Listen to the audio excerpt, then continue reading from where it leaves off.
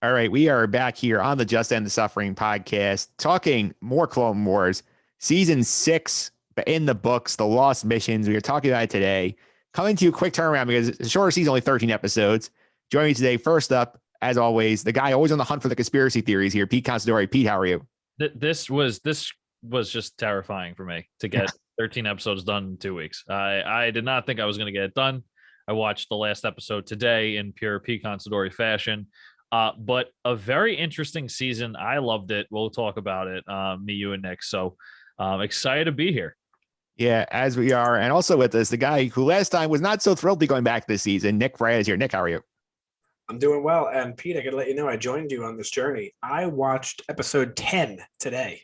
11, 12, 13. I was with you on this one. It's fun, right? It's a little anxious, a little nerve wracking. Yeah, and I was on episode 5, I want to say on Monday. So you really zoomed through here to get to the end. I'm rubbing off on Nick. This isn't good. It was tough. We have a lot going on with moving, so it's a lot of moving pieces. So it's been tough for me to like sit down and actually watch them. I haven't had a lot of time, but I made time. Having the softball game rained out actually helped you in that case. Yeah, it did. So we're getting into season 6, and I have to say, just before we dive into the specific arc, it's only 4 of them, but I think this is a hot take. I think I love this season because there was not really a high like the Mandalore arc was from season 5, but there were no 8-episode runs of younglings and droids. It felt like it all very nicely. What do you think, Pete? Yeah, I think we benefited from the short season, right? I mean, I think we talked about this week after week that if this wasn't a 22 episode thing, we probably wouldn't need like filler episodes. I don't think we had any filler episodes in this season. I really enjoyed the backstory kind of. I call it backstory because I'm looking ahead toward movies and things that happen after the Clone Wars, but I like that informational kind of arcs that happened in this season. But like I said, I think we benefited having less episodes. I think that shortened season makes it condensed where you have to get a lot in a short amount of time. You don't have time for stupid droid arcs or anything like that. Yeah, Nick, what do you think about it going back to? I know you were not thrilled when we were talking about this last time. No, I like this season. I want to make sure that you didn't like misunderstand me. I said I just don't like this season as much as I like last season, and maybe is not as much as 4. I don't really know. Maybe like a tie. Maybe this one a little bit better. But my point is I just didn't like it nearly as much as Revival season 5. Yeah, I think season 5 is like, as I mentioned when we were doing this, was it 2 weeks ago now? The last arc in 5 to me is the second best arc, and to me, if you have the best arc, you're a good season. That's what I'm looking forward to watching. And this is a good season.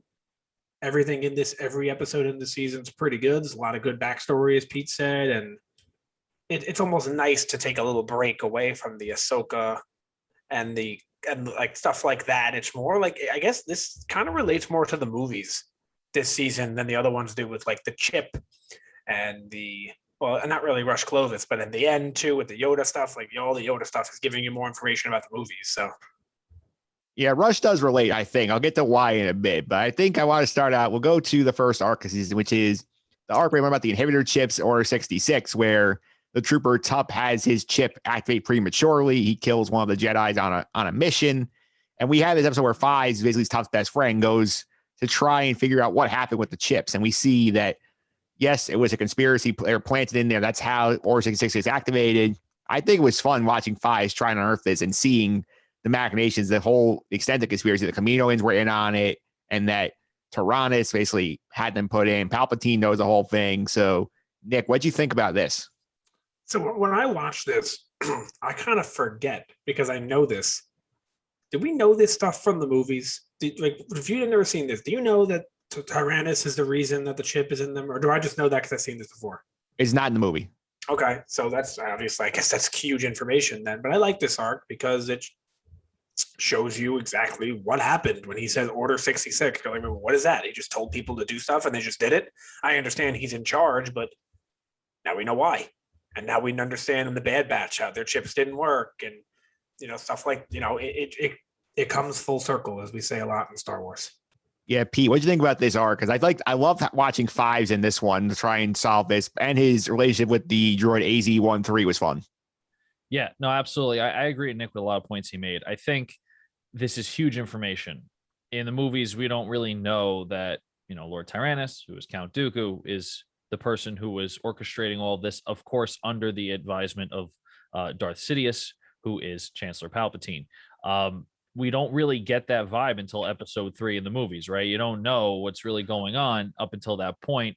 This is the blatant, like, hey, we did this. This is part of the whole plan. We have used this to our advantage, and this was the whole point of the Clone Wars in general. And I think this season gives that whole vibe of, hey, we're going to let you know this was our plan, and it's finally working, and it's coming to a head now. Now we're going to get close. I'm assuming in season 7, we're going to see Order 66 executed, and we're going to be at the end of the Clone War by the end of the season. I could be wrong, but I feel like that's where we're going.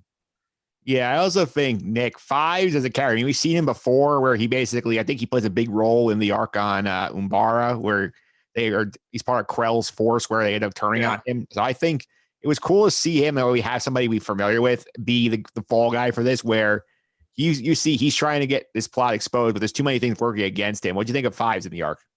Love him, and I think this is proof that the show succeeded. Yeah, season 1 and the movie treat these clones like individuals, and we don't want to. We're looking at them like Plo Koon said to the clone in the second episode ever, like, we're dispendable, sir. He said, not to me.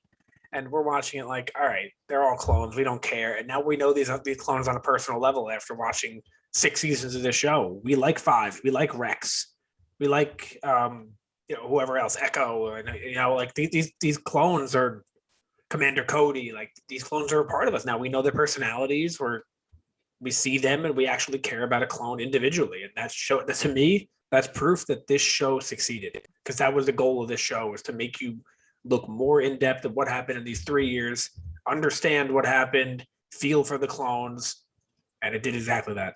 Yeah, and Pete, the other thing I think I was surprised me watching that arc specifically was like how in-eyed the Kaminoans were, because I think the thing that's pretty crazy is, like, at first you see them, you don't either presenting them Attack of the Clones itself, like, okay, maybe they're just clone makers, they're buying things, they don't have like a real impact on it. But the way that Nala Se is talking to Dooku in this thing, it's clear they're in on this and they know exactly what they're involved in, and that they are very, very eager to not let the truth about the chips get out.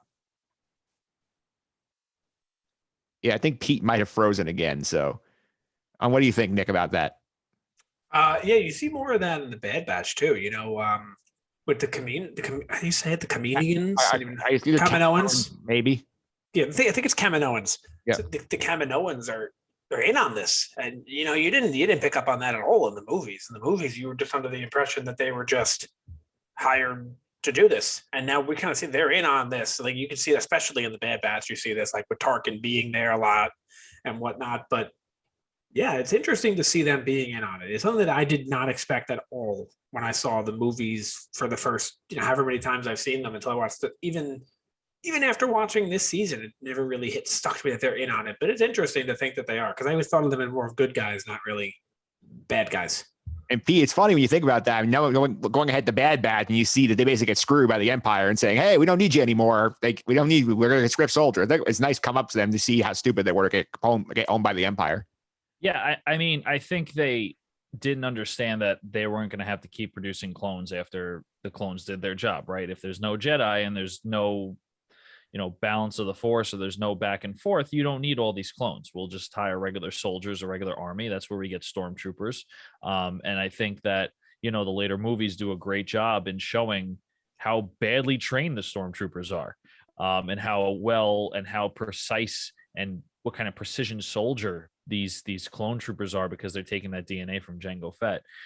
It's funny, Nick mentions that, like, you never really think of the people from Kamino to be bad or anything like that. It clicks, right? Like, at first when you're watching the movies, you don't really know there's like an inhibitor chip. You don't understand why the clones just kind of turn. You do and you don't. It's just kind of like in the movie, it just happens. When you're watching this show and you see how involved the plan of Kamino and everything going on in that facility, it makes sense they're in on it. It kind of clicks and goes, okay, they're putting the chips in. They're not just growing chips randomly, genetically. So I do think that they kind of get screwed over by the Empire, but I think that's like their MO, right? I don't think the Empire really cares. They just wanted to have their plot pan out, and it did. Yeah, it did. And another part of the plot comes in the next arc here, which is the Rush Clovis arc, which I mean, I saw Rush was back, like, oh, great. Like, he was sucked in season 2. I don't want to see him again. But I thought it was satisfying seeing him basically get played like a chump by Dooku. Basically, the whole stress of the arc is, hey, the banking clan has a Ponzi scheme and they're not paying, and they're just taking money off the top, not paying either side. Like, now Dooku uses Clovis to say, hey, you can charge the banks, then we're not going to pay any of our interest on our loans. And it's a whole bit machination. At the end of the arc, Palpatine has the banks. So you see, it's a nice another piece of the puzzle here for Palpatine. Say, okay, I have the clones. Now I have the money. The Empire's starting to come together here. So, Nick, it's a very impressive move. Yeah, I do want to say Clovis sucks, but he doesn't suck. He's not a bad character. He's just he's just annoying. You know what I mean? Yeah. Like, I want to punch him. I like that Anakin punches him, but I don't mind him as a character per se. I feel like he does what he's supposed to do well. But you're completely right that you're just seeing the Empire or the Republic become the Empire in front of our own eyes. Slowly but surely. You have the clones, the money, as you said. And I just love we'll get more to it a little bit later, but I love the way the Sith worked in this season. The last couple of seasons, we haven't really seen much of the Sith. We're seeing Maul and Savage and Ventress. They're not really Sith. They're more just dark side users. These are the two Sith, the rule of two. Like, these are the two actual Sith. And we're seeing a lot of them this season. And you know how, like, when you watch episode 4, A New Hope, the good guys win. Episode 5, the bad guys win, kind of thing. The Empire Strikes Back. This seems like a bad guys won type of season by a long shot. Yeah. And P, I also think, good point there. I also think we need the conclusion to the Anakin, Padme, Clovis love triangle thing, because that was probably the most cringy part of the arc. So I'm hot take here. Rush Clovis is a more important character than everyone thinks, and it's because of that love triangle. The triangle. I mean, we talked about Anakin's woes, right? We talk about what made Anakin go to the dark side. We never, ever saw Padme waver to anything when it came to their love or their relationship until this, right? Yes, there was like, okay, Anakin is that very bold person who says, almost a little bit like my way or the highway. I'm a Jedi master. We shouldn't be doing this, but I'm doing it anyway because I love you. We have never seen in the movies Padme go, you know what? I just need some time from you. I don't like what you did to my ex-boyfriend, right? In the real world, right? If your girlfriend says something about, gets mad at you for something you did to her ex-boyfriend, you're pissed off. Like, imagine in this scenario where Anakin has been, the gambit has been running him when it comes to just heartbreaking stuff. He just has to walk away and go, okay, I just lost the love of my life because I punched her ex, and she's taking the side of her ex. I think this is huge for his mental stability being broken and why he goes to the Sith. So hot take, this arc is, I completely agree. Important one. I completely agree. But I also just think that I like the love triangle for a reason, in that it's so satisfying to see Rush just get knocked out by Anakin. Yeah. Oh, 100%. It's almost like when they used to say that back in the day in WWE, it was so satisfying seeing Stone Cold Steve Austin punch his boss right in the face, because you have all these grown men watching the TV show thinking all day Monday, I wish I could punch my boss in the face. And you see someone do it. It kind of reminds me of that. Is like, this guy is such an asshole. He's cocky. And the whole time, all I want to do is see someone clock him in the face. And it's exactly what happens to him. He gets what he deserves.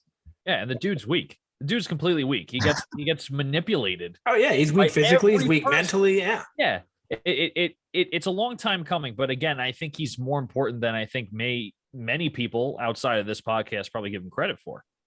I also want to know, what did Padme see in this guy? I mean, weren't they both in the Senate together? Like, wasn't that the whole thing? Yeah, it must have been a work connection. They were both political. They were both in the political fields, and I don't know, handsomeness. I don't know. I mean, it's a cartoon character, so I can't really speak on attractiveness, but I would assume he's supposed to be portrayed as attractive. I would say. Right. He seems like one of those, like, weak player types. Like, oh, I'm going to talk a big game, but when it comes down to it, I can't do anything. Right. So I think that's where, who knows? Maybe the attraction came from that. I don't know. But what does Padme see in Anakin? He's a Jedi master. So yeah. I will also say, Pete, I know you've been notably down on Bail Organa on this podcast. He is the one guy who votes no to Rush Clovis being the banking clan guy. So good job for him. Yeah. I was just a little taken aback by that whole scenario that we were talking about for that arc. But yeah, I mean, he knows what to do. He knows what's right and what's wrong. I feel like he's the only level-headed guy there in the Senate that's like, hang on, wait a minute. This doesn't seem right. I don't like you. No, I don't trust you. And Anakin was the same way. I don't trust him. And then, Chancellor Palpatine's like, I don't trust him either, but let's keep an eye on him. Let's see what happens. Of course, he knows what's going on, so that's why he appoints him. I definitely think they try to show a little bit. They don't. I think they fail at it, but they try to show a lot of Anakin and Bail Organa kind of being friendly and friends. They do it a little bit in episode 3, how he talks with him a little bit. Like they have a little. They try to show that they have some sort of friendship because that's why I think they're trying to make sense of the fact at the end of 3 where Bail says, my wife and I will take the girl, like I'll adopt his child kind of thing. They try to show them as being close, but I think they fail at it. I don't think they show them being close enough. Yeah, I took it more. He was closer to Padme. He's sort of friendly with Anakin. Like, yes, of course. But I think they should have made him a little bit closer with Anakin. They tried, but they don't show enough of him and Padme either. Yeah. It's sort of like he didn't have a big enough role in the show. No, he doesn't. Let's move on to the next arc here, which is probably the one people don't talk about the most, but probably one of the more fun ones we've had in a while, which is this pairing of Jar Jar Binks and Mace Windu investigating a forced disappearances on Bardata. And Pete, it looks like you have some thoughts on this one. I didn't think we can get any more. What's the word I'm looking for? Low. The Jar Jar Binks arcs. Now we got to give him a love interest. Like, I don't get why that's a thing. Like, it's Jar Jar freaking Binks. Who the hell loves that? Who gets like that's not it make all right. It's that might have been the throwaway arc of the season, right? It was only like 3 episodes. It kind of shows Mace Windu in action a little bit more because you don't really see him a lot, and I feel like that was a nice time to shine for him. Oh my God. Why does he have a love interest? I don't get why that's important to anything in this show. It's almost as bad as Zero the Hutt, and I don't take that lightly. I understand Zero the Hutt's horrible, but like, no, just no. Mike, I'm calling it right now. That last 40 seconds is going up on Twitter. Yeah, that Jar Jar love interest thing is very interesting. And I think it was so funny, though, like watching that arc, just seeing him and having to be the guy negotiating on behalf of Mace Windu, and Mace Windu's getting pissed off by it, and them having to work together. Like, I thought it was funny. Give me that over any of the droid arcs we've gotten. That's my personal take. I didn't like it, but I'm with you. It was funny. It's better than the droid arc because at least I could laugh a little bit. I didn't like it, but again, at least I could laugh at it. Yeah. Plus, it's only 2 episodes. Some of these droid arcs are 4. Yeah, it was better than and the bad news is we are not done with bad arcs in the show. I believe the worst arc is next season. Worse than the droids. It might be. It is so bad. There's 3 arcs next season total. Yeah, 3 4-episode arcs. There's the Bad Batch arc, which we all know about because of the show. Then there's the sisters who are in the Bad Batch. Those 4 I think are the worst. And then there's the final 4, which are like, in my opinion, the best 4 episodes of the entire show. Yeah, so those middle 4 though are brutal. Yeah, that's gonna be rough when we get to that point. But I think also with this one, it was nice to have Mother Talzin pop back up here. Like, I would have been nice to have more like Liep as sort of if she was the one pulling the strings on that thing. But it was odd to see her get taken down by Jar Jar. That felt a little weird. A little weird. She created Savage and Bull, and Jar Jar Binks comes out of nowhere and is like, "I got her, no problem." What? It's almost like it is like, Jar Jar does these things by accident. You know what I mean? Like in episode 1, like he trips over something and then it blows up the enemy ship. Like that's his thing. But yeah. I'll tell you something. If they actually went with the whole Jar Jar Binks as a Sith Lord thing, at least it would make sense. Yeah. But they didn't go that route. It's just still open for debate. It is still open for debate, but like what? Now Mother Townsend's in it. What was the point of her being in this arc? What was she trying to gain from this? We understand what she does in his whole series, but what exactly is she trying to gain? Does she really think she's going to be the most powerful being in the universe with the Sith Lords and everything like that because she's sucking the life out of random people. Like whatever. I will say, if in case you guys didn't know, and I'm assuming you didn't, canonically speaking, she is not dead. Yeah. Jar Jar did not kill her. She's still alive. She has escaped. We won't be seeing her anymore, but she does die, but she does not die on screen. You have to read a comic to see her death. Star Wars Episode 10 coming your way. She is slayed by Grievous. Off screen. Off screen. Yeah. There's a couple of deaths that are off screen too. Another character that we didn't see this season, who we're not seeing again, is Ventress. Yeah. She's gone. And she dies too. We don't see her death on screen at all. Yeah, we'll get to those in a little bit. I would like to see those characters again, but unfortunately we don't get to. One character you could still see, P. We could see Jar Jar in the Bad Batch if all goes well.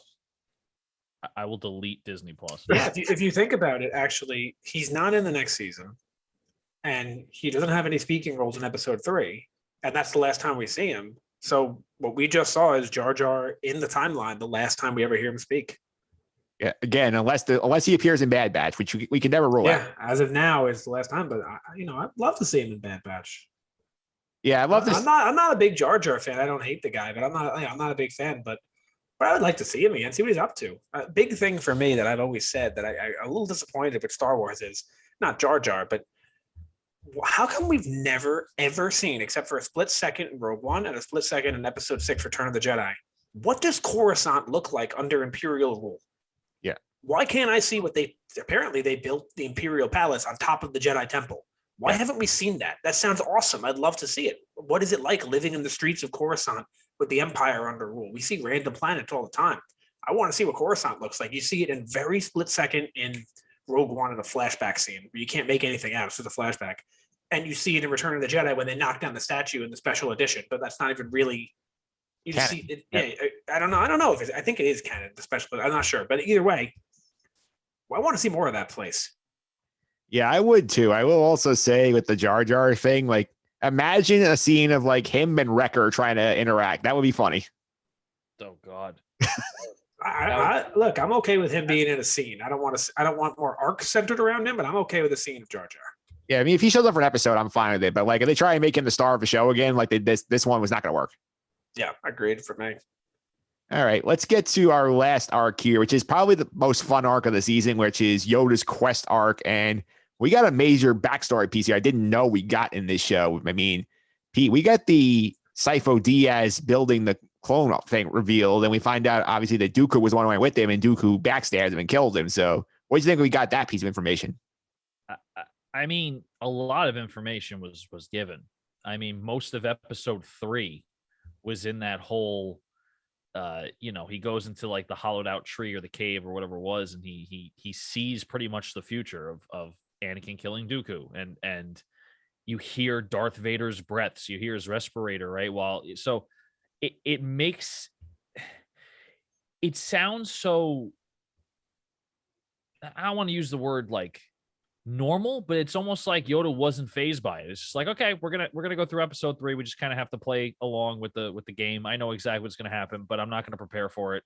We're not gonna do anything about it. We're just gonna keep going. Like it seemed like it was very like, I don't know, like, yeah, it's like, oh yeah, I saw it, but I don't believe it. Maybe I do, even though he's hearing Qui-Gon Jinn's voice, and all that stuff. Well, I also think, and Nick, you can correct me if I'm wrong, Mike, you as well. I think this whole arc kind of maybe explains how Force ghosts come about. 100%. Considering, when before this whole Qui-Gon Jinn speaking to Yoda part, when a Jedi passes away, there's no identity anymore. The Force just kind of goes into the cosmic area of the Force instead of the reality area of it. So then, it makes you wonder, okay, when did Obi-Wan and Anakin go through what Yoda went through to be able to manifest in an individual way?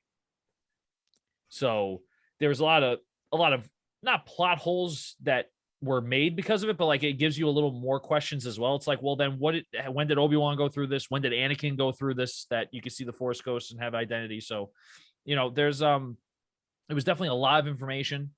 I really like that it happened on Dagobah. I really like that. But overall, it just also makes me wonder, like, hey, they kind of served it up on a silver platter. Why did Episode 3 happen?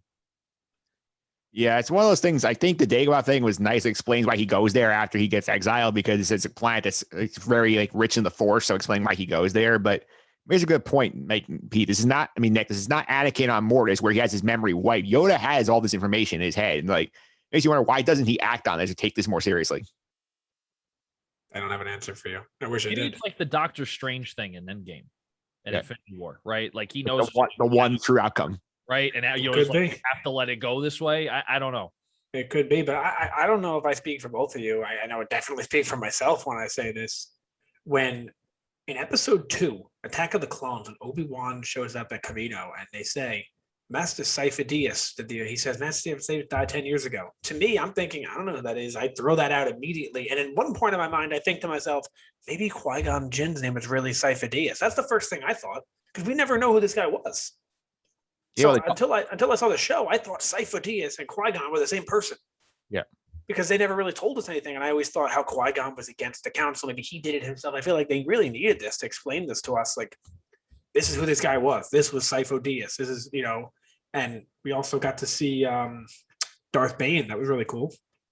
Yeah, I remember he was supposed to appear in the Morris arc. They didn't write him in. They put him in here. I thought that was a fun use of him. I also think I like the visions. I like the vision of Yoda trying to like, basically, oh, here's nothing happened. Him going to the temple and seeing like all the dead Jedi, the young wings were there. And then like Dooku's still a Jedi. I thought that was a pretty cool vision, Pete. That was a great vision. Yeah, that was a really, really good vision. I think that was one of the tempting things, like, hey, follow me into this like perfect reality where nothing bad was happening. Right. Count Dooku, and this was, the Emperor's, the Chancellor's and the Darth Sidious's plan. Count Dooku was very close with Yoda when he was a Jedi, and they were, Master and Padawan. So I like that they showed a reality where if there was no Sith, let's just say, or Dooku did not become a Sith, this is what it would look like. But then it shows pure deception as well, because you see in that same exact vision how Dooku turns because he's trying to like get him to join that. So it was definitely a one of those trials, a temptation, and Yoda passed that. Yeah, Nick, what do you think of the other vision we got, which is in the finale, where Yoda is getting like tempted by the like Palpatine and Dooku both go on course and going out in their little like hideout there and try and manipulate him with that vision where he and Anakin are fighting. I thought that was great. That was awesome. It was a very fun fight scene, even though it was not real. I thought it was pretty cool to see Yoda's priorities here compared to like some of the other Jedi. Yeah, it's a good fight when if you know the outcome of the fight and you're still interested, it's a good fight. Like, none of those people are dying. Also, it's a vision, so no one, if anyone did die, it wouldn't matter anyway. But if you're still interested, even though there's no like, what's the word I'm looking for, consequences, yeah, then that it was pretty good, and I definitely agree with that. And it was also I mentioned Darth Bane before, and it was so important to have him or to bring him up because he's like one of the first. I'm sure there's others like small characters, but he's one of the first characters from the extended universe, the Legends, that got brought into the new canon, which opens the door for so many. It's very similar to how what we all thought Quicksilver was in WandaVision. Like, oh my God, it's the first X-Men coming in. Oh my God, this could mean this. It's essentially the same thing. He was the first one to come in, and you see some more. We get more of them too. Like, for example, we all know the name Grand Admiral Thrawn after watching The Mandalorian. He was a Legends character, the extended universe, for years, and now he's been brought into canon.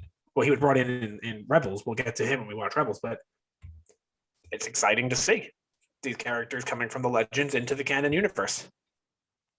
Yeah, I agree with that. And I think now we covered the 4 arcs we got this season, but there were many more planned that did not get made or got made differently or did this. So I did the research here. I went online. I went through a bunch of the Star Wars like subreddits on the Wikipedia, on Wikipedia, a bunch of sources here. I got a list of all of these arcs that were not finished, and we're going to go through them. We're going to go through here, give us a power ranking here. We're going to see which ones we want to see, which ones we don't. So I'm going to start. So, Mike, before you start, are any of the ones ranked here? None of these turned into season 7, correct? I will mention which ones got put into season 7 and what they changes they made. Okay. All right. So I'll note for the most part, they are pretty much all are considered canon except for 2. I'll point out which 2 are not canon at this point, because Dave Filoni said on the record that these arcs they consider to have happened off screen. Like you said, you alluded to a couple of them. So we're going to start with the first one's called Son of Dathomir. It's 4 episodes. The series is set during the Clone Wars and continues to have Darth Maul's story from the show. The rogue Sith Lord, who was set to fight the events of Star Wars Episode 1 in the Clone Wars episode Witch of the Mist, has been captured by his former master Darth Sidious following the events of another Clone Wars episode titled The Lawless. Sidious uses Maul in an attempt to draw Mother Talzin, Maul's mother, and the leader of the Night Sisters out of High being destroyed, as Sidious considers her a potential threat to the eventual Sith domination of the galaxy. Maul confronts the Confederacy of Independent Systems, captures Dooku and Grievous in pursuit of avenging his old master, while the Galactic Republic and Jedi Order becomes involved in the hopes they can defeat Maul, Dooku, and Grievous, and in doing so end the war. So this would have been 4 episodes. This got made into a comic book by Marvel, so that exists as a 4-issue comic. Interest level here, how high is it on this one? You know, when you said Son of Dathomir, something in my head was like, how do I know that? That is real. This is real. But yeah, it's the comic. I never read the comic. I don't own it or anything, so I recognize it. That is true. But for me, 9 out of 10. I'd love to see that. That's awesome. Mr. Maul, the more Mr. Maul, the better. Yeah, Pete, how about you? Are you in on this one? Yeah, I'm definitely in. I think I've said from the beginning, any more information we can get on any sort of backstory or anything that is, even outside of canon or anything that's extended, I would like to have. So Mr. Maul, more of him, bring it on. I'm going to co-sign this one. I wish we had seen this one. And for all the ones that we're all on board with, we're going to go with a, so we'll give that one the whoop. There it is. So we want that one made. If there was a 6.5 season of Clone Wars, this is one we want it. Yeah, unfortunately, you can't put anything after 7. When we see the way it ends, you'll understand that's where it ends. There's no continuation of that. All right. The next one here, called Dark Disciple. This is actually 8 episodes. If it was, we split into 2 different arcs. So it's like 1 4, then another 4 probably come back later. So like what they did with Darth Maul here. And this is the description I found online. When the Jedi Council decides to go against their principles and assassinate Count Dooku in an effort to bring a swift end to the war, Quinlan Voss is tasked to track down Asajj Ventress to convince her to aid the Jedi's effort to kill the Sith apprentice. Ventress convinces Voss that the only way to complete this mission is for him to learn to use the dark side of the Force and the traditions of the Night Sisters, avoiding giving into the dark side fully like the Sith. The two fall in love, and Voss ends up getting captured by Dooku. Thinking he has an opportunity to not only kill Dooku, but also learn the identity of and possibly kill Darth Sidious, Quinlan succumbs to the pull of the dark side fully. In the end, it takes a redeeming sacrifice from Asajj Ventress to bring him back to the light. Also note, Boba Fett and the Bounty Hunters are appearing in this in a subplot, and this was made into a graphic novel. So what do you think, Pete? Yeah, with the love interest. That is like, it's not something I'm looking for, but it would be nice to see more Boba Fett. It would. So, especially later on in the season. So I'm giving it a 50-50. The whole fall in love thing is just like, okay, we get it to me. So I'm going to give it a 50-50. I'd want to see it. Yeah, Nick, I think the love interest thing doesn't sell me a bit, but I like the idea of the Jedi being forced to say, like, hey, let's just kill Dooku. That's not something normally you do. I think there's interesting to see them pursue that possibility, see the ramifications of it. Yeah, I've said it many times before. I love seeing the other side of people. Like, I love seeing the other side of the rebels in Rogue One. And correct me if I'm wrong. I thought I actually know about this arc as well. I've read about this one. Isn't this the arc where Ventress dies? Yes, this is where Ventress dies. So that's something that I feel like, I don't know if we need 8 episodes on this, but I think she was in the show enough and she got some MVP points out of us, if I'm not mistaken. She's +1 in our trackers. So I feel like seeing her death on screen is pretty important and we should have seen it. I don't know about 8 episodes, but. Well, I think 8 depends on how much you're using Boba Fett and the Bounty Hunters. I think if they're having a decent enough subplot in it, you could have like a couple episodes of them like helping out on a side part of the mission. Like otherwise they could probably do it in 4. Probably also be nice to see more Boba because we saw him, what was it, season 2? Yeah. Season 4, I think we got a little bit. And I think we've had 3 years pass since then, maybe 2. So, I mean, like, when you're 33 years old and you're 36 years old, you're not very different. When you're 13 years old and you're 16 years old, you're very different. Maybe we could see I see a much different Boba Fett than we saw when he was trying to get revenge on Windu with the, we remember, we talked about the whole arc. Okay, and thumbs up, thumbs down. This one, what you say? I'm going to say thumbs up, but only if they cut out like some of these episodes that made it like a 3-episode arc, not 8. Yeah, I would give it a thumbs up if you cut it in half. I would be tempted by the graphic novel, see what it looks like in its full form. So that's what I'm interested in. I'm not going to give it the whoop. There it is, but I think it's a worthy arc being produced. Little known fact is Quinlan Voss is in episode 1. You see him, he's on Tatooine. Yeah. Right near Anakin's house. And you see him in the background. If you Google it, you'll see it. You can see his little what do you want to call it? Face paint, I guess. Yeah. You can see him, and it's him sitting in the background. It's crazy how they take a character who's definitely, when they made the movie, well, it came out in 99. So when they're filming in 97, 98, whatever they're doing the filming for that movie, to think we're going to put this guy here, and then here we are 23 years later talking about this guy, how he's in a cartoon and he's in a comic and all this, and all he was a little background character. All right. Let's go on to the next one here. It says Crystal Crisis on Utapau. This is 4 episodes. Crystal Crisis on Utapau. See Anakin Skywalker and Obi-Wan Kenobi attempting to disrupt General Grievous's efforts to acquire a giant Kyber crystal. Crystal may be key in constructing the Death Star super laser. And I know this one they partially animated. And I think I've seen it online somewhere, but it's not fully complete. That's one of the ones that Nick was talking about where they did some of the animation. So what do you think about this one, Nick? Does this interest you at all?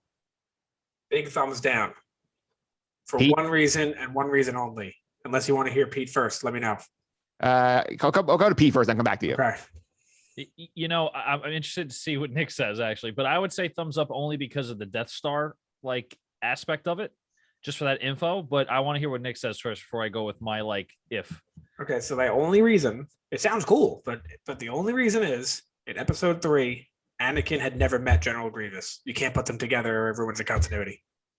Well, I mean, they met before. They met in Clone Wars before. He said, no, they never see each other face to face. Yeah. They're if you go back, it's remained consistent where they're never face to face with one another. They're in the same areas. They're in the same battles. They're in the same episodes, but they're never face to face because Anakin has never met Grievous. That's something that didn't happen in the episode on Naboo where he gets captured. I don't believe he was face to face. I thought it was weird. I thought when they were trading, I thought they would have seen each other. I don't think they ever saw each other, like I said, until episode 3. Until episode 3. And if they did, he didn't know who it was. Okay, so you're going thumbs down. I don't need this. I can live without it. I'll say that much. Let's go on to our next one here. Just a quick note here. The Bad Batch was the one of the 3 that was unproduced, and they finished it and made it to season 7, 4 episodes. So not much change there. Next one is a Bounty Hunter arc, which is 4 episodes. This 4-episode arc was written by Matt Michnovitz and production codes 522 to 525. In this arc, Boba Fett and Cad Bane are going to team up for a rescue mission on Tatooine where Tusken Raiders have kidnapped a child. Besides Boba and Cad's relation to one another, as Cad had known Django. Story heavily influenced by the film The Searchers, which George Lucas likes. Aura Singh, Sarah Paz, C-21 High Singer, Embo, Lazzarazzi, and Bosk were also in the story. According to the concept art, Cad Bane got new clothes, accompanied by Toto 360, had a new ship called the Justifier. Dewbacks and a Tusken shaman would have appeared, as well as new elements such as Minions, the building Minions Wreck, and Where's the Droid, and a tune named Lanchik Trevoris. Pete, are you on board for Cad Bane and Boba Fett, being Tusken shamans? So I'm going to go no. You know, the reason why I say that is because I feel like we had a lot of Bounty Hunter episodes already and Bounty Hunter arcs, and we had a lot of Cad Bane, and I don't want to oversaturate the market, if you will, with Cad Bane. So I'm going to go no. It would be a cool story arc, but maybe replacing one of the other Bounty Hunter arcs, not as an additional arc to this series.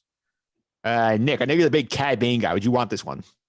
No, I agree with Pete. I don't want this one, but I want to know what happens to Cad Bane. We're done with him. We never see him again. We don't know if he lives. We don't know if he dies. I want to see him again, but not in this show. I want to see him in Bad Batch. I want to see him in Rebels. Spoiler alert, we don't. I want to see him in the video game down the line. I want to know what happens to this character. I want to know about him, but I don't want to see another arc with him in the Clone Wars. I would like to see him in the Obi-Wan show. I think that'd be a good place for Cad Bane to show up. That'd be great. Yeah, bring him to live action. It'd be cool to see Obi-Wan have to work with Cad Bane or something. Yeah.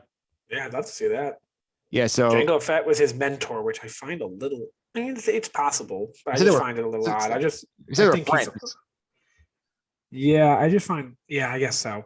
I think he's older than Jango Fett was, but I guess you don't have to be older than someone to be younger than someone to be a mentor to them. You don't have to be. Generally, you do, but not always.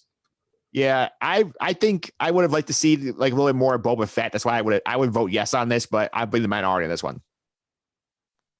Next up here, the one that Nick talked about, Ahsoka's Walkabout. That's the terrible arc in the middle of season 7, from what I can gather. Retool 4 episodes. was an entirely different character they had in it, and they took that character and replaced it with the Telez sisters. So maybe that original character stays. The episodes are better. I don't know. It's just boring. I don't care. Yeah. Okay. Next up here is an arc on Kashyyyk. 4 episodes. 4-episode arc written by Matt Metcalf with production code 617 and 620. Starred Yoda and the Bad Batch on Kashyyyk. At the Untold Clone Wars panel at Celebration Anaheim, Dave Filoni talked about the plot of the arc. The characters would ride on giant ape lizards that were wholly the Wookiees. In one scene, Tarful would ask the free spirits for permission to go into battle against the enemy, which is a number of Transoceans led by Babwarf and more of the Separatist Alliance. To get the enemy out of some of their cities, they had to burn some of the trees. The clones had no problem with it, but was upsetting to the Wookiees. Part of the arc would be about the clones and the Wookiees finding a common ground to fight the Separatists. Some of Yoda's troopers have his head still on their helmets, and Echo would now be part of the Bad Batch squad. So, Pete, what do you think about Yoda, the Bad Batch on Kashyyyk? Yeah, I would like that arc. I would like that arc. I don't think we get a lot of action from Yoda at all in this series yet. I don't know. We've seen a couple of things, but he's not a main player in this series, of course. But I would really like to see that, because Yoda has a lot of times in the episodes, if I'm remembering correctly, in the movies where he is side by side with clone troopers. We don't really see that. Kashyyyk too. And Kashyyyk, right? So I think having the Bad Batch with him would be completely dope. Yeah, Nick, you on board with this one? I'm 100% in for multiple reasons. Number one is what Pete said exactly. Number two is I wish we could have seen a little more of the Bad Batch before the show. Maybe that would, not that I don't like the show. I think it's turning around. I think it's getting a little better. I know we'll get to that a little bit later, but I wish we saw more of them going into the show. Maybe I'd like it a little bit more. And number three, which is really my main reason, is Kashyyyk is where Chewbacca's from, right? That's what we all are led to believe, and that's what they say. It doesn't appear in any episodes of the Clone Wars. It doesn't appear in any episodes of Rebels. It doesn't appear in the original trilogy. It doesn't appear in the sequel trilogy. It doesn't appear in episode 1. Doesn't appear in episode 2. It only appears in episode 3 for that battle. I really think we should have seen more of the planet. Yeah, it's a big planet in the video games too. A lot of video games go there. It's in the one you're playing through right now. What is it? Fallen Order. Fallen Order. It's in Fallen Order. It's in Knights of the Old Republic. Oh yeah, the older games, true, and it's also in Battlefront 2. So I would like to see more of it in the movies or in the shows. And I think we should have had that arc. It would have been nice to see, like, Yoda with the clones, more Bad Batch, and more Kashyyyk. Yeah. Okay. And I'm gonna make this 3-3. Give me Yoda and the Wookiees. All right, we got 2 we would put through to be produced. Next one, Rex and R2 Top Gun, 4 episodes. So this is a quote from Dave Filoni. This is Top Gun with clones. It was basically the Army clones. The ground forces got in an argument with the pilots. The astromechs got in an argument. R2 insulted the astromech. It became this thing where Rex ended up having to fly a fighter with R2 as his co-pilot. And a little more from this. Brad Friedman wrote the script for a 4-episode arc starring Rex and R2. The story showed the ground forces of the clone army getting to argue with the pilots, blah, blah, blah. This arc features Rex and R2. Rex flew a starfighter with R2 as his co-pilot. They crashed, stranded together on one of the moons of Ryloth. Most of the episodes take place. Rex and R2 reprogrammed a B2 Super Series battle droid that they would grow attached to. At some point, Rex was injured. Free and kind at the arc would start out light and fun, then went to some very unexpected and dark places. And there are rumors, I cannot confirm these, supposedly whacking the droids are going to show back up in this arc. So, Pete, I'm guessing immediate thumbs down. No droids. No more freaking droids. That's all I got to say. Nick, I'm out. I don't want it. Yeah, no more droids. I like Rex. Rex is a great character. I think Rex is one of the best clones there is, maybe the best. So probably, yeah, almost definitely the best clone there is. So I would be very excited to see more of Rex. Always happy to see that. But give me another. And also, you said 4 episodes. Are you kidding? Yeah, 4 episodes. Come on, 4 episodes where only one character could talk. Yeah. Hey, no way. This is okay. So this is a universal no from us. I just got to say to Filoni.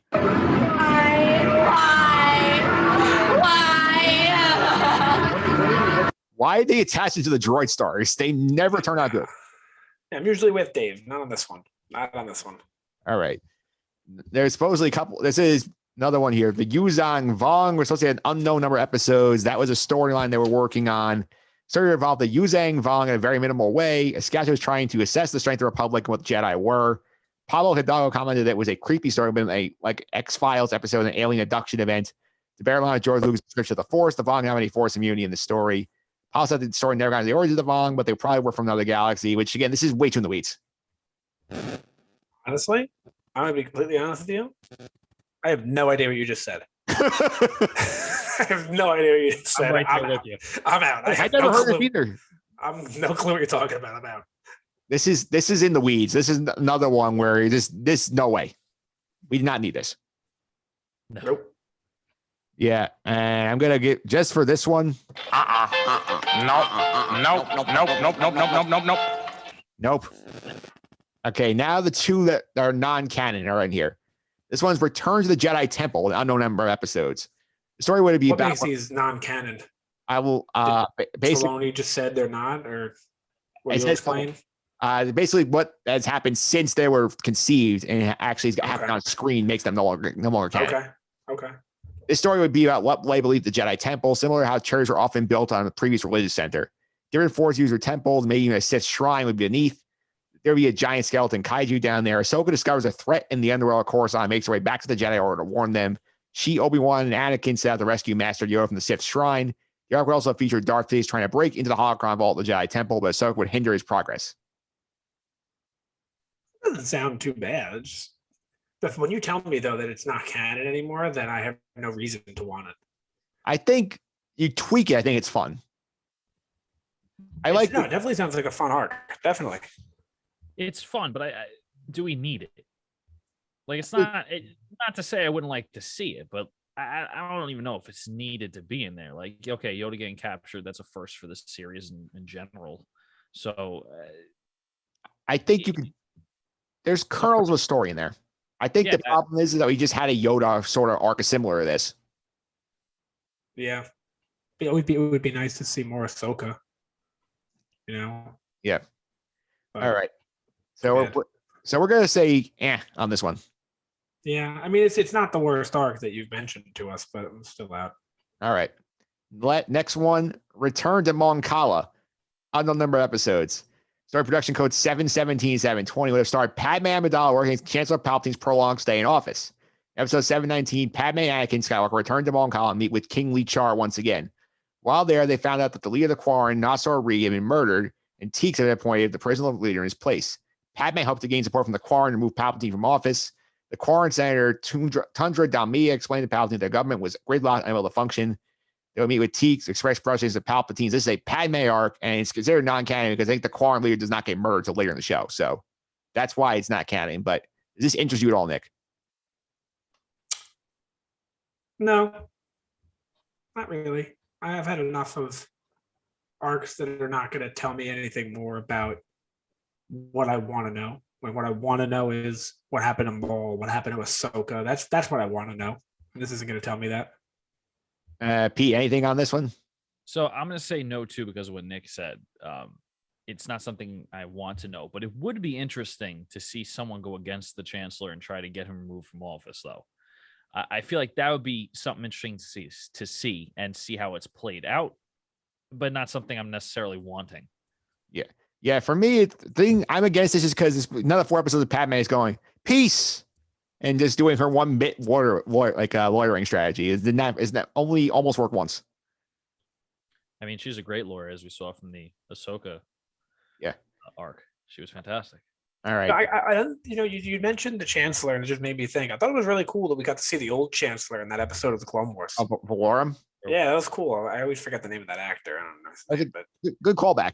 That's a guy you don't see enough.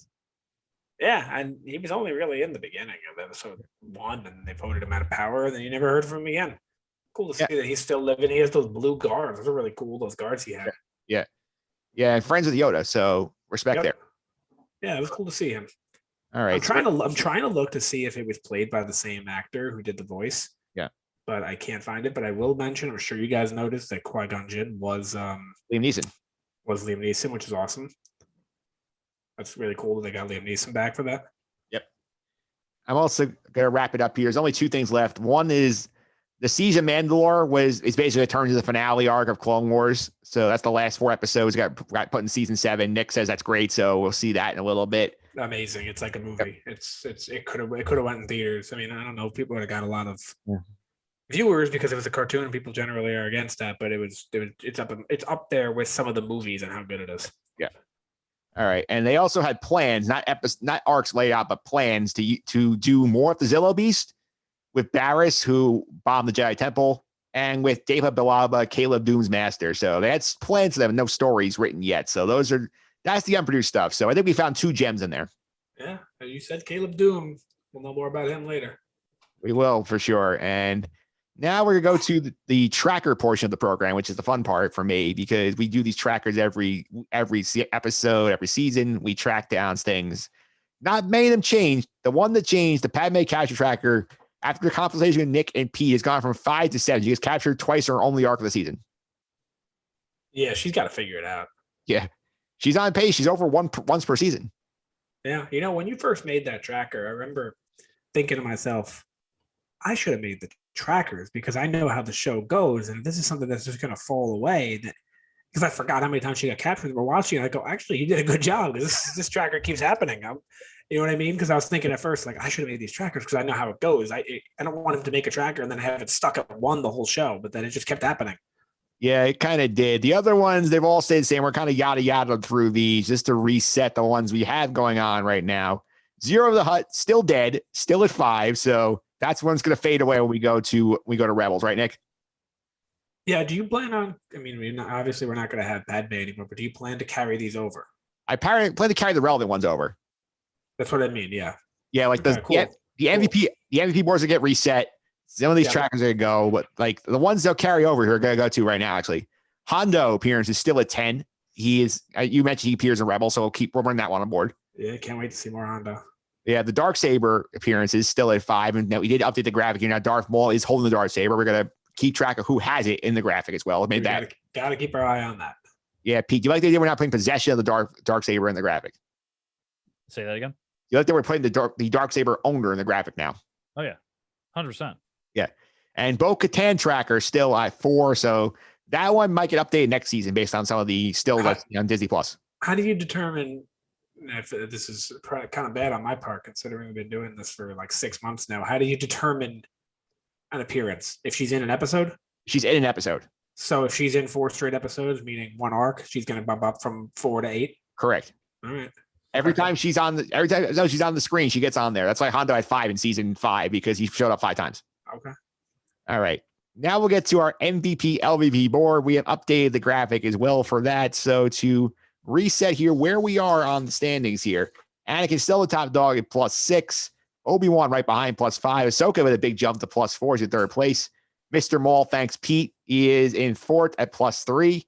Rex +2. Then at +1, we have a pile of people. Cad Bane, Padme, Jar Jar Binks. I suspect Pete might take him out of this range by the end of this episode. Mace Windu, Plo Koon, Palpatine, Bo-Katan, Ventress. Our 0 trio of Yoda, Savage, Count Dooku. Our -1s, Nebar Gascon, Lux, Manal, Ivali, Bail Organa. Thank you, Pete. Master Peel, the father from the Mortis arc, Tarkin and Luminara. -2 for the Jedi Council. -3 for the writers. And -4 for the droids as a team, Investigator Douche, and 0 of the Hutt. So let's start with the positives. I feel there were a lot of MVPs potential this season. So Nick, give me your first MVP of the season. My first, and I don't know if I want to, how I want to word this. I want to say like most important, like the one who deserves it the most is Palpatine. Yeah. I think he dominated this season. He was manipulating at every corner, basically every arc. He's just sitting there like in charge. He dominated the inhibitor chips, the banks. As we mentioned earlier, the empire that he wants is building in front of our eyes. Even the last episode, the last arc with Yoda, he's kind of taking control, even though he's not even really there. Palpatine dominated this season, and it's exciting because he's the big bad in the entirety of Star Wars. So it's nice to see him doing good. Yeah, I'm back. I'm adding a point to the pile of Palpatine as well. The power play control of the banks is very well executed. Good job on his part. And the way he handles the 5 situation is perfect because he gets 5s alone in a room where no witnesses and tells him, I did it. Just to get 5s to try and kill him and say, oh no, he's trying to kill me. And then sends out the manhunt to get 5s killed before the information gets out. So great job by Palpatine. Pete, your first MVP. So my first one wasn't Palpatine, but just to keep consistent, I'll say Palpatine gets that point just for everything you guys said. I mean, like Nick said, just dominated that whole season. 13 episodes. I don't think there was one episode in there that Palpatine didn't have his hand in on something. So he gets the point. Okay, so Queen Sleeper Palpatine on our first MVP. Nick, start the second round. Dooku. Yeah. Right behind him. Same reasons. He's involved in all of it. He's just they're plotting together. Everything that Palpatine done, Dooku was right in his corner. Dooku did a fantastic job at the banks. The way he came to Clovis at the end when he was finally sitting in charge, and he's like, "And we'll pay no interest." And like he was just like, "Wait, what?" Like amazing. Like I said, everything that Palpatine did, Dooku did as well. All right, and I think that's a good one for you, Pete. Who's your second MVP? I'm going Dooku as well. He is a great apprentice, if you will, for Palpatine, and he's a lot bigger than they make him seem in the movies. He does a lot of stuff in this whole series. And this season, he was a really major player in it. So I'm going to agree with Nick, Count Dooku for sure. Yeah, I'm going to give my second MVP. I'm giving it to Yoda because I feel like he has a good job in his arc where he goes through a very mentally trying quest throughout the galaxy to figure out what's going on here with this message from Qui-Gon to learn the secret of being a Force ghost. And that becomes very key to saving the whole universe later down the line. So Yoda gets a point from me. Nick, who's your final MVP? Yoda. Okay, so nice transition there. Yoda's the man. I mean, who doesn't like Yoda? Every Star Wars fan loves Yoda. Yoda's awesome. And like you said, he figured all this stuff out. He learned the path to immortality through Qui-Gon. You don't have Obi-Wan Kenobi sitting on a log at Dagobah if it wasn't for Yoda. You don't have not if it wasn't for Qui-Gon either, but you don't have that.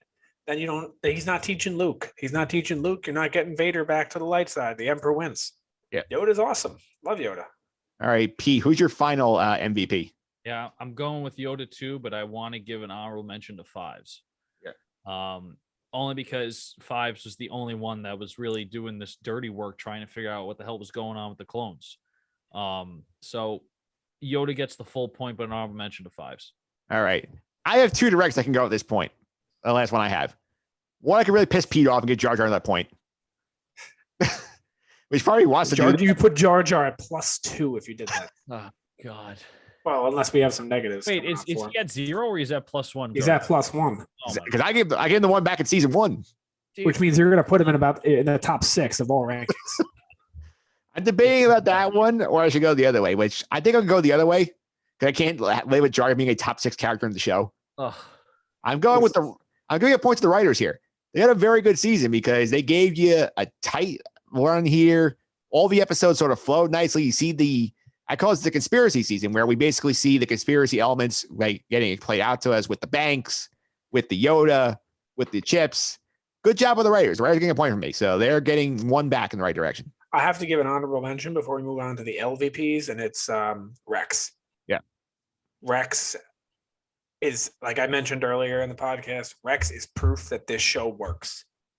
The first season, I don't care about Rex. I don't care about Cody. I don't care about these clones. They're all the same to me. They look like Jango Fett, and it's funny. I care about Rex now.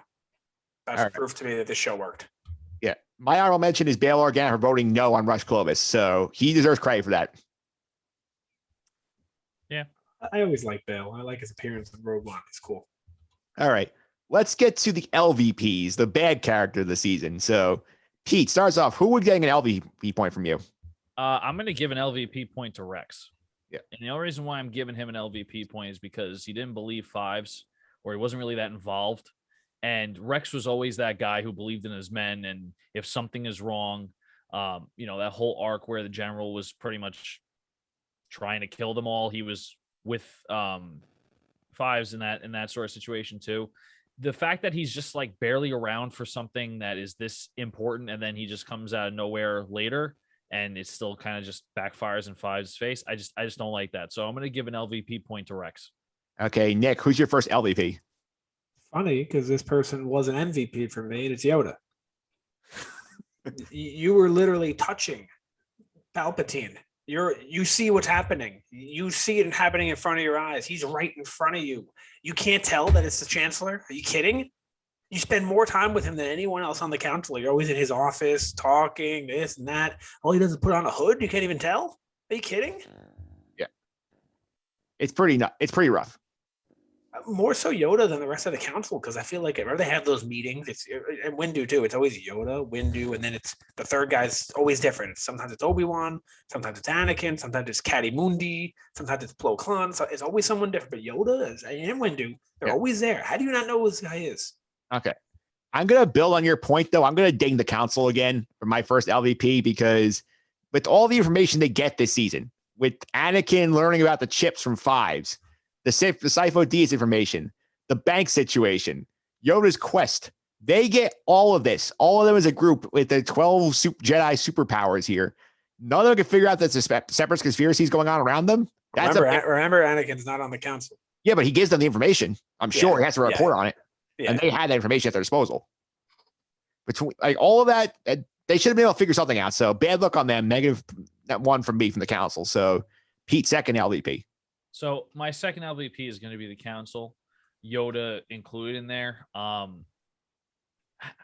just like how does Yoda not say to Mace, "Hey Mace, no hard feelings. Don't go hang out with the chancellor like alone." Like how do you not or Jar Jar how do you not save at least one Jedi out of all these people from Order 66 and what's going on?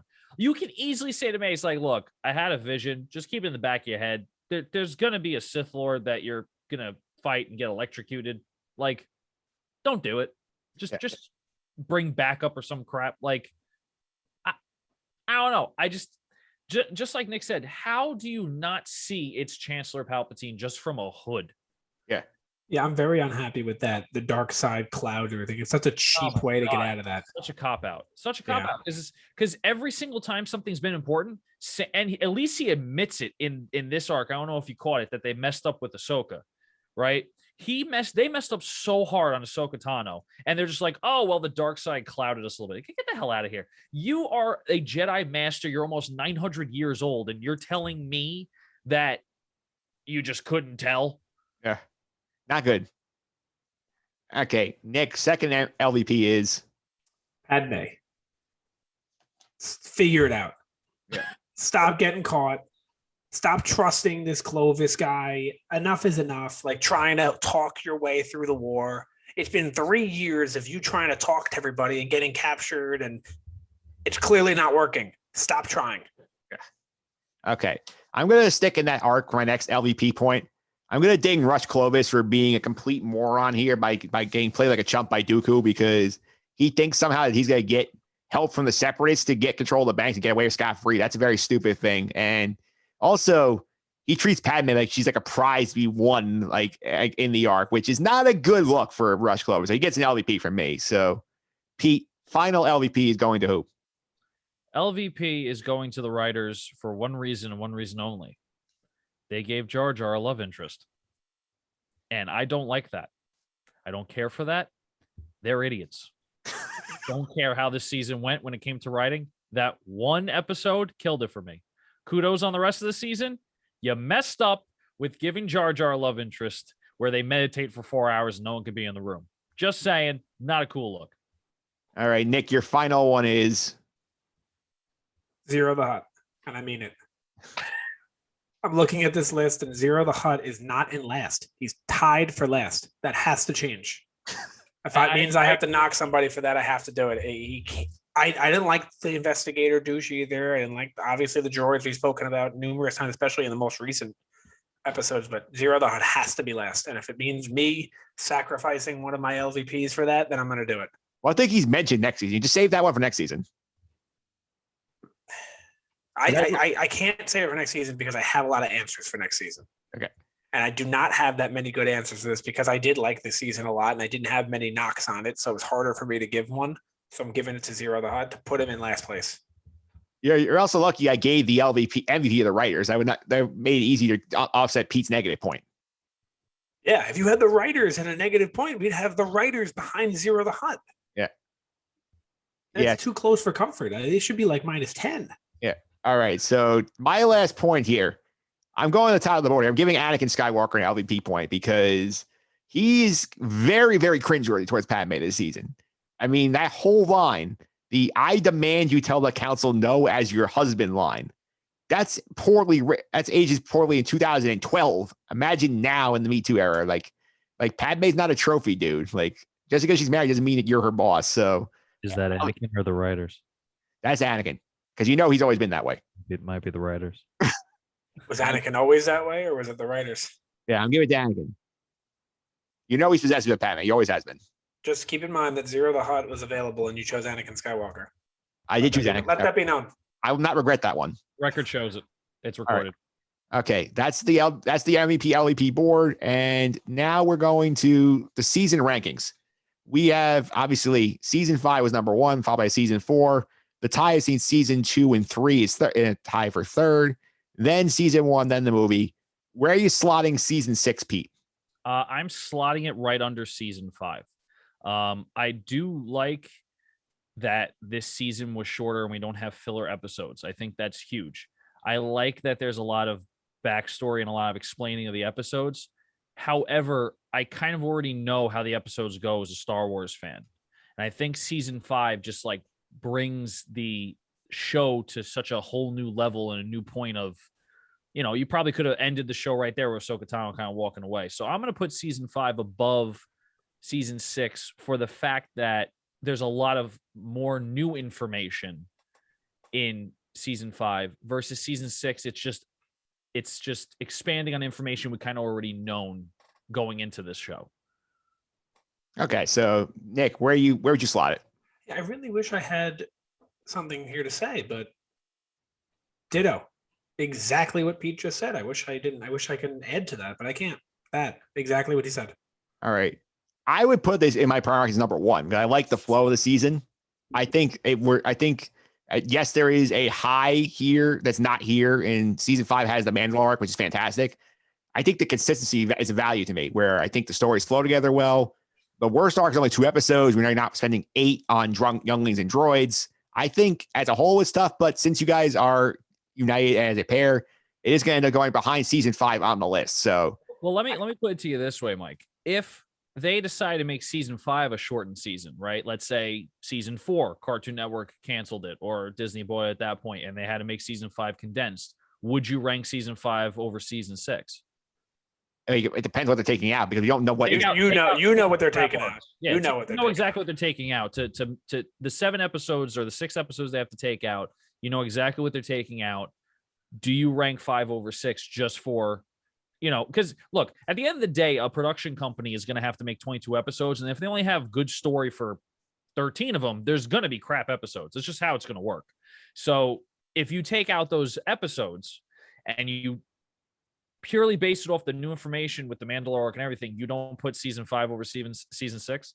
Yeah, but I can't do that. These episodes exist at this point. That's the issue I have. I can't just ignore. It's fair. That's fair. I'm with you. That's exactly what Rebels is. Yeah. Rebels is a 22 episode per season show. The good episodes in Rebels are better than every episode we've watched so far, but there are some doozies.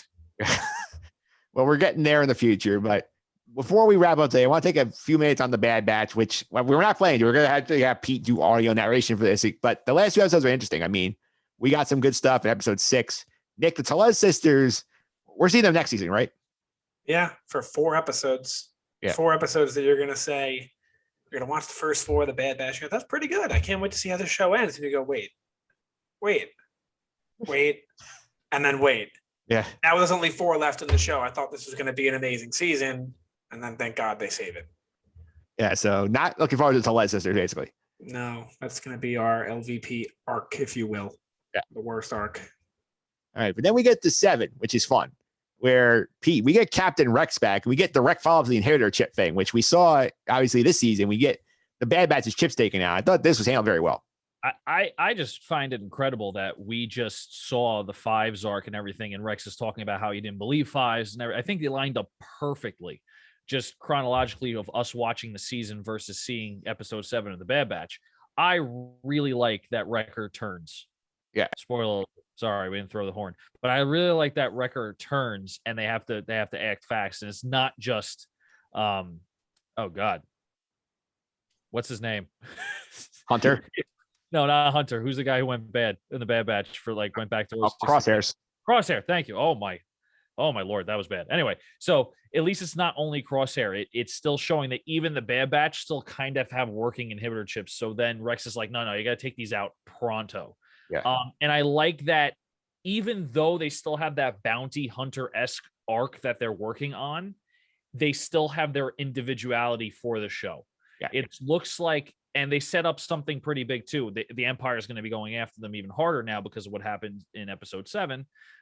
So I encourage listeners, if you haven't, or if you're watching on YouTube, haven't seen it, go watch Bad Batch and watch up until episode 7, which is out now. I feel like at least it's giving it an identity where it's not like The Mandalorian, where every episode, let's just do another job, protect this young person, and then we'll see what happens at the end of the season. So I think they're making a good turn. Who knows? Maybe those 2 episodes were kind of like, we need to do something before something else happens. Like, again, another filler kind of arc, but it looks like it's going in the right direction yet again. Yeah, and Nick, they did a good job teasing that out because there are a couple episodes in a row I noticed that Wrecker's like, I have a headache and so on and so forth. Especially in the episode with the Telesis, it was a big deal. And now they did a good job teasing that out, but you kind of knew that was going. It's nice that they got to it here and that didn't drag out another 4 episodes. Yeah, that's very true. There's a lot of those little things you see a lot where they're teasing it. And you're like, all right, don't make me wait till the end of the season to see Wrecker go crazy. So it's nice to see. And it's also the best character to go crazy because he's probably the hardest to stop. Yeah. So it's nice to see him go crazy and see them, control him and calm him down and see how his friend. One thing I noticed was that he was very close with Omega throughout the show, and their friendship does not seem ruined at all from that. It seemed like they were completely okay with, hey, I understand, kind of thing. Yeah, I agree with that. I also thought it was cool because you essentially told me to play Fallen Order, and we get to go to Braca, which is the first planet on Fallen Order, the Junkyard planet. So let's actually see the worst planet in Fallen Order too. Yeah, it's the first one, the first and the worst, but yeah, they did get that in there. I did like that we got that little bit of like bringing the video game into the canon more. Yeah, but if you've never played the game, it is personally, I don't think the story is very good. People do like it though, so don't take my word for it. Go out and try it for yourself. But I think the gameplay is great. It controls really well, and it's like a fun game to play, and it makes you like it's fun exploring the planets and stuff like that. So I think it's a good game in terms of what you're doing is a lot of fun. I just don't think the story itself is too great. Yeah, and Pete, before we wrap this up here, like I thought it was also good that we got the Rex reveal that quick because then we saw the Telesis was calling someone with a cloak in episode 6, and I was like, I told Nick off there, I'm like, oh, we're gonna wait till episode 13 to find out who this is. We got the very next episode, which is good pacing. Yeah, I think it's going to set up for the end of the season. I think Rex. This is not the last time we're seeing Rex in this show. I think they introduced him so early because he's probably going to show up later. It's not like The Mandalorian where, again, if you haven't seen it, spoiler alert, where Luke Skywalker comes out last episode of season 2. This is something that I feel like is going to be reoccurring, that we see Rex and possibly other characters from the Clone Wars keep popping up in this season and for the show in general. Yeah, and Nick, I think also, I mean, we saw at the end Rex is communicating with someone. Like, do you think they're teasing us already to get Ahsoka into Bad Batch? Lips are sealed. Yeah. I won't comment because I do not want to spoil future seasons and future shows on who Rex is very close with. I would say it seemed like of all the characters we know out there, that would make a logical sense. We will mark it down that Mike thinks it is Ahsoka. Yeah, but cannot comment any further. And that's the Bad Batch section here. I also think it's a lot of fun. We're getting into the final season next. Nick, give us a quick teaser here. What's coming up here, season 7? So I've been over it already, but 4 episodes that are pretty good, get you excited. 4 episodes that are, oh no, what did they do? And then 4 episodes that are, oh my God, I want to watch those again. Yeah, so I said when we first started this podcast back in season 1 that I thought those 4 episodes should be its own episode of the podcast, its own segment. Obviously, we're not going to do that. We're pressed on time with the Book of Boba Fett and all that. But these 4 episodes are fantastic. I definitely recommend maybe putting a link in the description or something if you want to in the YouTube to the trailer for that season, for season 7. It's awesome. I don't know if you've ever seen the trailer, but the first thing you'll notice when you watch the trailer is the animation is like, it's unbelievably better. So this was produced directly for Disney Plus, I guess. No Netflix, no Cartoon Network. This was Disney Plus original. And these characters, like, remember how like we talked about how throughout the Clone Wars show, Obi-Wan had like all the Stormtrooper on and that's fucking clone trooper equipment on. And as this show went on, he's kind of taken most of it off, and now it's just his arms. Obi-Wan Kenobi looks exactly like Obi-Wan Kenobi should in episode 3. And Anakin looks like Anakin should. Like, these characters are not like kind of in the middle stage anymore. It's like, no, this is episode 3. Yeah. This final arc takes place the same time as episode 3, which is just a fantastic arc. We're going to see what happens to these characters. We thought we knew what happened to Ahsoka. We don't know. Now we find out. We will indeed, and that's gonna be fun. A couple of weeks out for season 7, then we're gonna get into after that. We'll tell you what's happening after that in the next podcast. But I'll give you a chance to plug in social media, guys. And thank you for coming on. And Pete, how about you? How you keep up with you on Twitter? Like I always say, at PJ Consadori 29, a lot of tweets. Rangers just hired Gerard Gallant as their new head coach, so that's exciting. So you see a lot of hockey content, you see a lot of Star Wars content as well, including this podcast. So definitely give me a follow if you can. Spoiler alert, Pete will be retweeting his own rant about Jar Jar Binks at some point in the next week or so. I will. Yeah. And Nick is on social media, but he's not revealing it yet. We're still working on a TBD date on when that's coming. Yeah, I'm still trying to work up my following count. I'm trying to follow more people so that way when I go on my feed on Twitter, I don't catch up in 12 seconds. Yeah, which is what I'm stuck at, because they give you a limit. I can only follow like 20 people, and then it says you can't follow anymore, and then I forget, and then weeks go by. Yeah. But I'm trying to. I mentioned before I had a Twitter and it was hacked, and I followed like 500-600 people, and now I only follow like 100, and I want to go back to that. It was years, and I want to get back on the Twitter game. All right, so we'll keep an eye out for that. Thanks again, guys. Really appreciate it. A lot of fun. Cannot wait for next time. Thanks, Mike.